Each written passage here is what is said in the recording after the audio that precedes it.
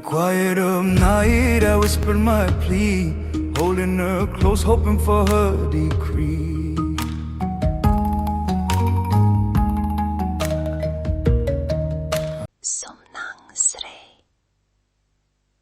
You're listening to Ancient Echoes, ancient stones, modern stories, warm welcomes. I'm Samnang Bradley. Today, the costumes that make the Apsara move, who makes them, how they shape the dance, and why the women behind them matter. In this hour, we go into workshops and rehearsal yards. We listen to hammer taps and loom clacks, and we sit with the women who keep these garments alive. From the rural ikat weaver to the silversmith who small plates a crown. You'll hear them directly, and we'll unpack what their craft means for continuity and change. First, a quick frame. The Apsara costume is layered history. Woven silk, brocade, gold or gilt thread, a fitted sampot, an embroidered breastcloth, and a delicately hammered crown, sometimes bronze, sometimes silver-plated. Historically, these elements draw on court dress and religious iconography. You'll find references in temple bas-reliefs across Angkor, and more modern descriptions in textile collections and conservator notes. Links in our show notes. Important terms to keep in mind. Ikat, the resisted dye warp technique that creates pattern before weaving. Pleating, often done by hand to a dancer's measurements. And appliqué, or gold leaf trims used to catch stage light. Those technical words will come alive when we meet the makers. I start at a small riverside house where 62-year-old Miss Chan runs a backstrap loom under a corrugated tin roof. The loom breathes as she lifts the shuttle. Every pass is a tiny decision. The pattern is my mother's, she says. I keep it because it remembers them. We tie the threads for days. The ikat decides where the star will be. I can tell you the whole village by the patterns on their cloth. Her hands show years of repetition. A small scar on a thumb, a callus that reads like a map. When I ask how long a piece takes, she smiles and says, sometimes a month, sometimes many months if the pattern is complicated. When the piece is for an Apsara set, we use a tighter weave and a heavier silk. It has to hold pleats and shine under lights. From the village, I move to a seamstresses studio in Phnom Penh. Lanterns and sewing machines, shelves of sequins and ribbon. Miss Dara, who spent 10 years as a costume stitcher at a repertory troupe, talks about measurements the way a dancer talks about rhythm. You learn to think three-dimensionally. The dancer's torso must breathe, the sampot must not slip. The belt sits where the spine turns. We sew for movement, not for pictures. She shows me a pleating board, long hand-creased folds that will become the dancer's skirt. Pleating is not only decorative, it creates the skirt's spring and the soft hum when a dancer turns. A mispleat changes an entire gesture. The crowns take me days. Each petal is chased by hand. If the srey, woman, is performing a wedding scene, we add a little extra shine. It's like blessing the bride on stage.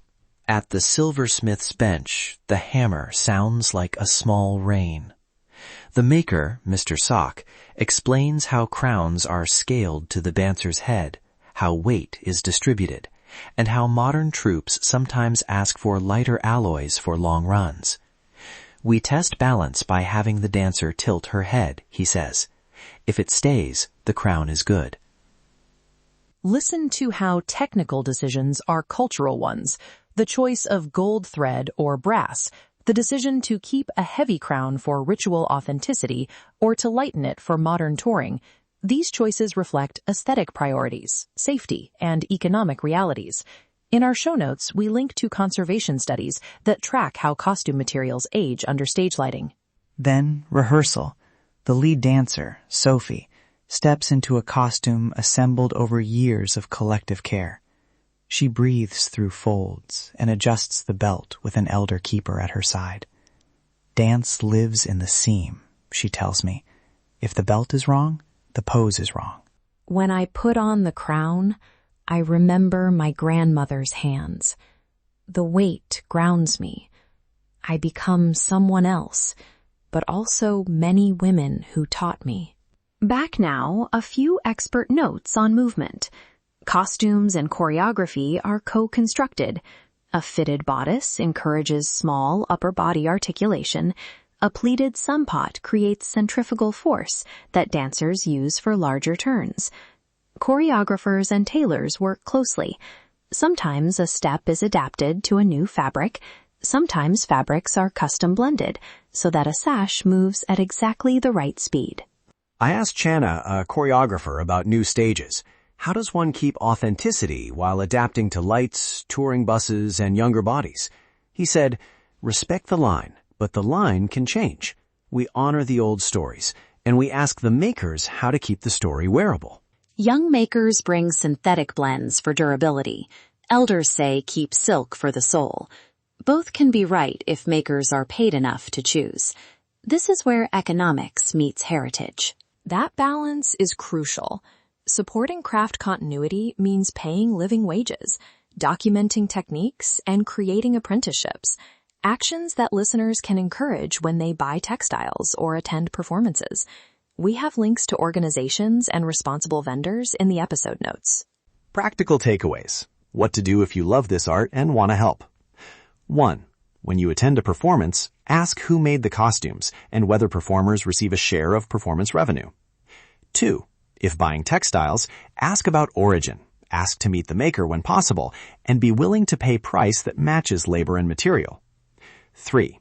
Learn a few Khmer phrases. Arkun for thank you, Som when requesting permission to photograph, and Knom Som Knia to ask who embroidered a piece. These small courtesies matter. Also, avoid pressuring elders to perform rituals outside their community context. Never buy or ask to photograph consecrated items without explicit consent. Respect is more than admiration. It's practice. Before we close, a quick credit. Thank you to the weavers, seamstresses, silversmiths, elder keepers, and dancers who shared their time and voices. Full credits and permissions and links to makers and organizations are on the show page. If you enjoyed this episode, please subscribe to Ancient Echoes, Quiet Stones, Loud Stories. Share this episode with someone who loves craft or dance, and leave a review so more listeners can find these voices. Find full transcripts, sourcing, and field photo credits on our website. We're careful about how we use performance audio and traditional music. Where permission was granted, you'll find performer credits in the show notes. And for archival material, we worked with local custodians. If you have leads on makers we should meet, please write to us. Links in the notes. Thank you for walking these workshops with me. Remember, the Apsara's movement is not only choreography, it's a collaboration between bodies and the hands that clothe them. I'm Samnang Bradley. Listen, learn, belong. Ancient stones, modern stories. Warm welcomes.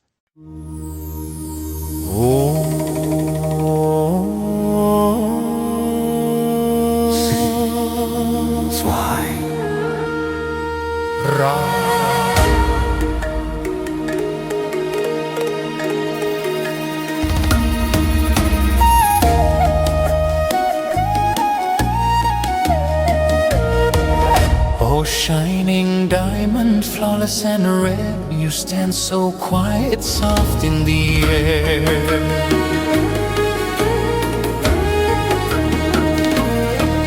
I dared not rush, you feared you'd flee. Your heart too pure to belong to me. If you turn away, I reach and bind, press my hand, still body and mind.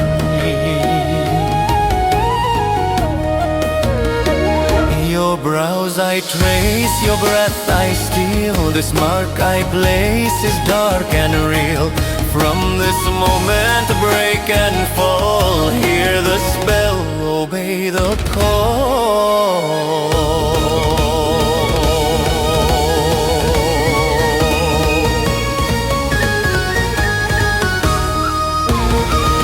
False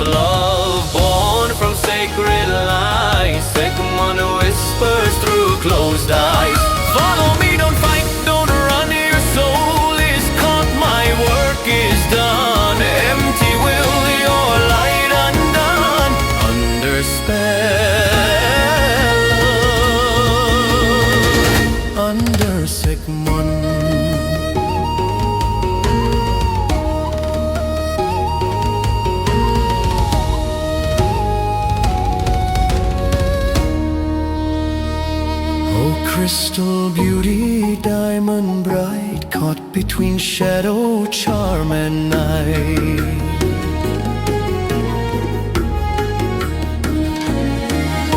Time won't save you, truth won't last. This vow is carved, the line is cast. My words are smoke, my touch is fire. I bend your heart to dark desire.